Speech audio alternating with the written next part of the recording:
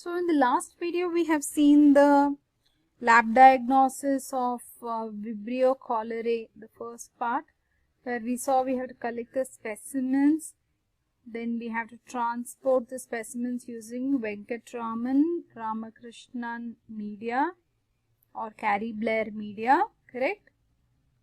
Stools were the specimen, Venkatraman Ramakrishnan, Carey Blair media were the transport media. Then you can, if it is for few hours, you can use alkaline peptone water or Monsource media. If transport media is not available, use blotting paper. Okay, then you will do direct microscopy. Direct microscopy you can do in dark field or phase contrast microscope. You can see darting motility in hanging drop method. This is how you will see in dark field or phase contrast microscope. Coming to culture, you have the alkaline bile salt, agar, thiosulfate, citrate, bile sucrose, agar, Monsour, gelatin, taurocolate, triticase, tellurite, agar. You have to write these three as the selective media. Then enrichment media will be liquid like alkaline peptone water, Monsour's liquid media. 37 degrees centigrade you will keep. Liquid culture you can keep for less hours. The other one you will keep for overnight. You have to draw this diagram to get marks. Comma shaped, gram-negative bacilli, which will have darting motility. In BSA, that is bile salt agar, that is alkaline bile salt agar, you have translucent colonies. In TCBS, you will have yellow colonies. This is the diagram you have to draw to get more marks. Then Monsour's media, you will have something like this, black center with turbid halo. Okay, then string test you have to draw. Please don't forget string test for Vibrio cholerae.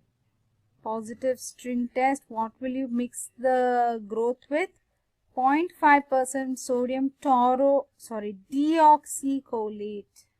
Don't write something else. Sodium deoxycholate. Okay. Taurocolate is actually in this Monsour's GTT. That is taurocolate. Okay. But here you are using sodium deoxycholate. 0.5%.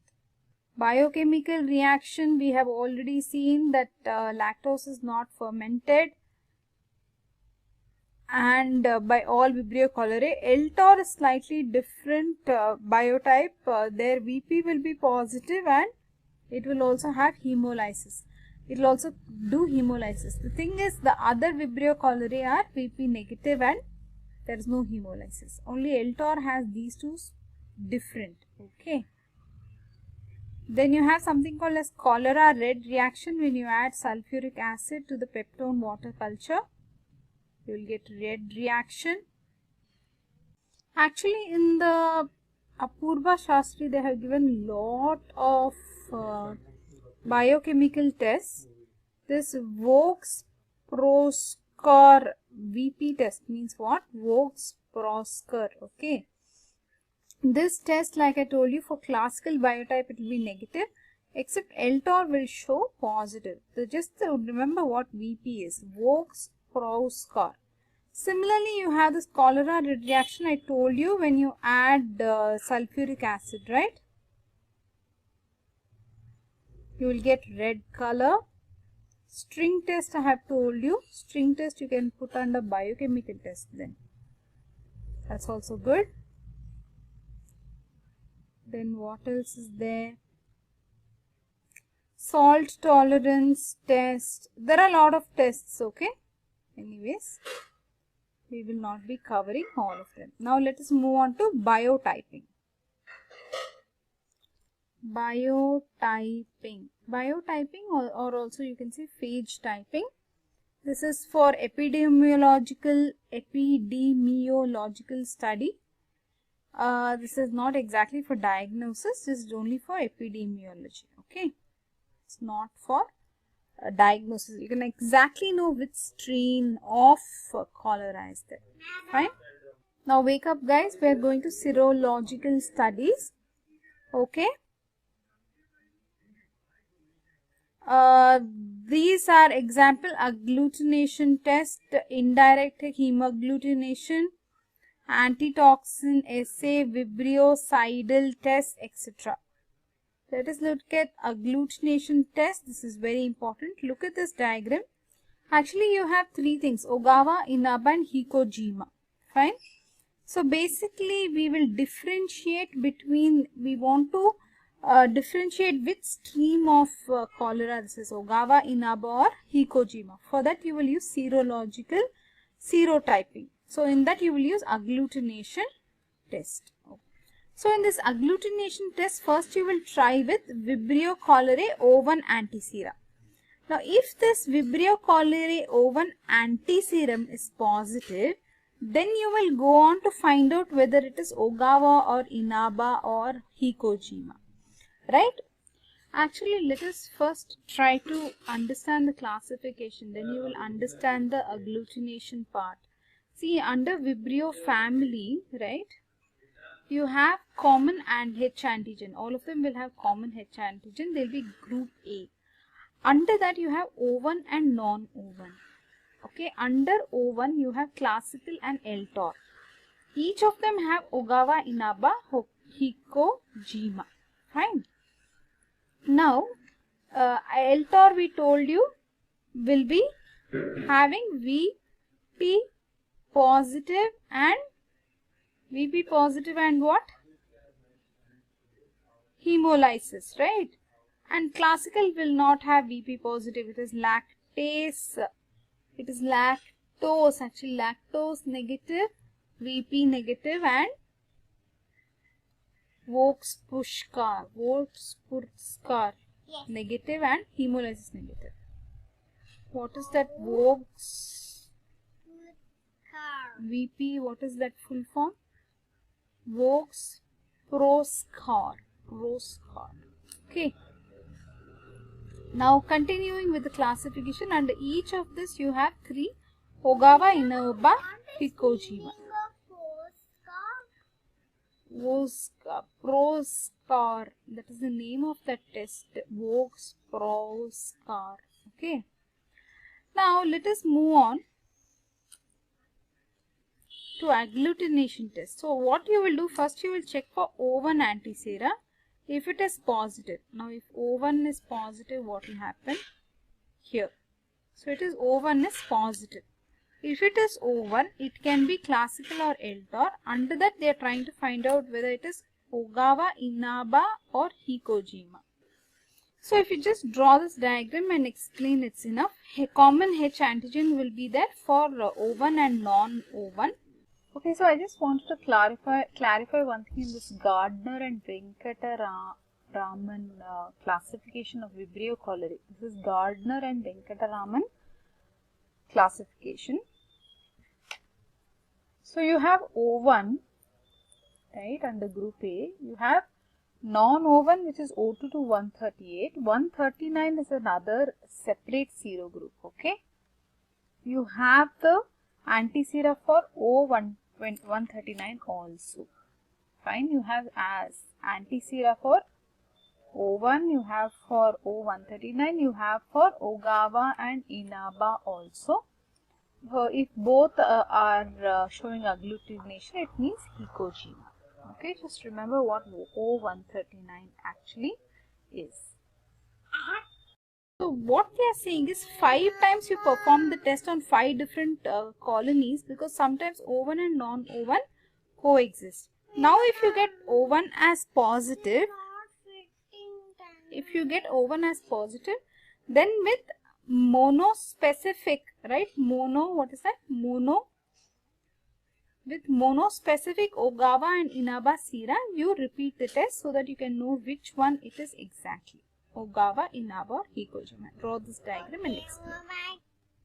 Now you can actually understand here, if it is Ogawa with antisera, then you will designate it as Ogawa stereotype. If it is Inaba, you will designate it as Inaba serotype. And if it is agglutinating with both Ogawa and Inaba, you will designate it as Hikojima serotype. Remember, O139 has specific serotype. Specific serum, anti-serum is available against O139. So you can detect O139 also. Fine. So that will be the non-O1 strain. Actually, this completes lab diagnosis of Vibrio cholerae. See, we have done specimen collection, transport media, direct microscopy, gram-negative, bacilli, curved shape, comma shape, fish in stream appearance, hanging drop demonstrates darting motility. We have seen this. Then culture we have seen, selective media, enrichment media. We have seen the motility test, biochemical test, how to differentiate LTOR and classical we have seen, biotyping we have seen, serological, actually in biochemical identification only they have added string test. String test you should not forget. Do you know string test? This is actually string test, okay. Then you have the serogrouping, serotyping, the Ogawa, Inaba, Hikojima serotypes, and even 139 you can discover, right? 139 has its specific serotype, which is good. Then antimicrobial susceptible testing. See, this is something that we might forget. It is good if you add these things, you will get extra marks. Antibiotic